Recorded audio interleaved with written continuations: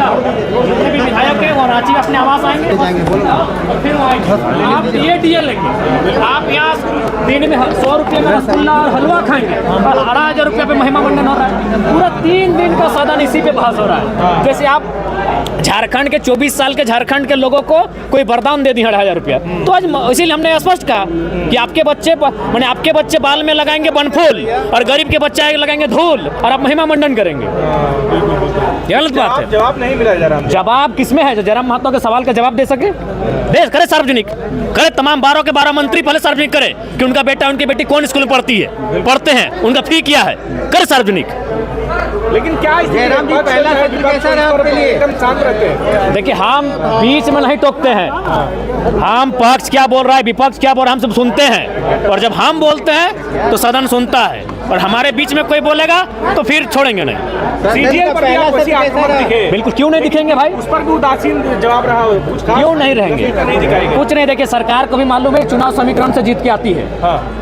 लाठी तो छोड़िए, अगर आप यहाँ छात्रों पे अगर गोली कांड भी होता है तो सरकार को फर्क नहीं पड़ेगा, क्योंकि चुनाव समीकरण से जीते जाते हैं, मुद्दों से नहीं जीते जाते हैं। सरकार को जो वोट देने वाला पक्ष है वो एक बहुत बड़ी आबादी है। छात्रों पे गोली भी चलेगी तो छात्रों को दोषी वो ठहराएंगे और बोलेंगे हम 2029 में यही सरकार को बनाएंगे।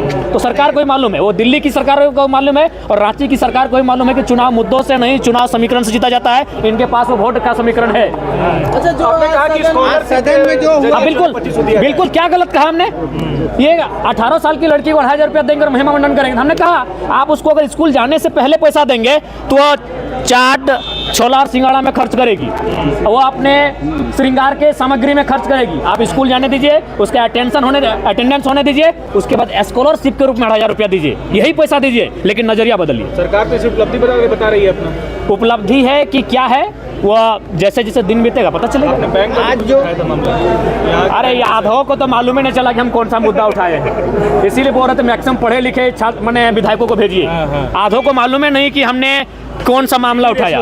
CD रेशियो क्या है इनको आधो को मालूम नहीं है। क्रेडिट रेशियो, हाँ। बिल्कुल। देखिए, वो रेशियो, वो मामला ये है क्रेडिट एंड डिपॉजिट। उसका मतलब है कि हमारे राज्य की जो बैंक हैं वो बहुत ज़्यादा पैसा पड़ोसी राज्य के बैंकों को ट्रांसफर करती है और क्या होता है, हमारे राज्य के लोग ग्रसित हैं। मजेदार बात, मुख्यमंत्री उनके अध्यक्ष होते हैं।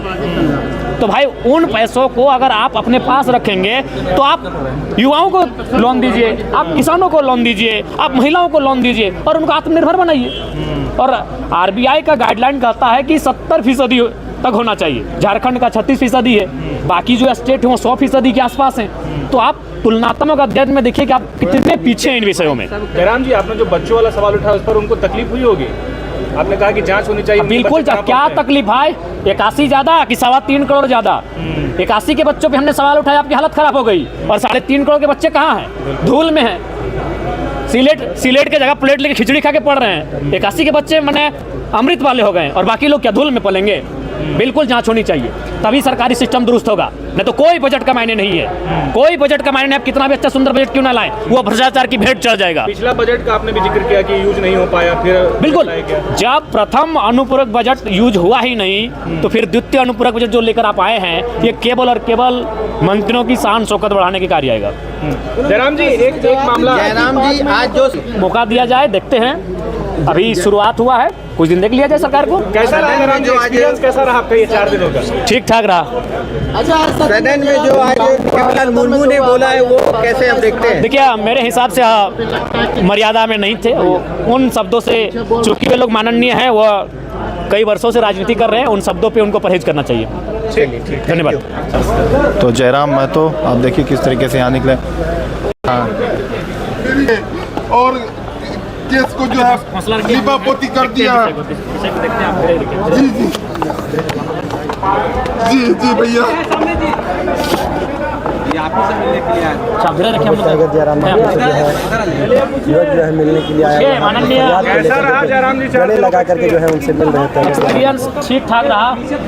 बहुत सारे विषय थे जिनको सीखने का अवसर मिला, बहुत सारे विषय थे जिनको मैं सुन रहा था, सीख रहा था। तो कुल मिलाकर मिला जुला असर रहा, अच्छा अनुभव रहा। विधानसभा सत्र का पहला 4 दिन।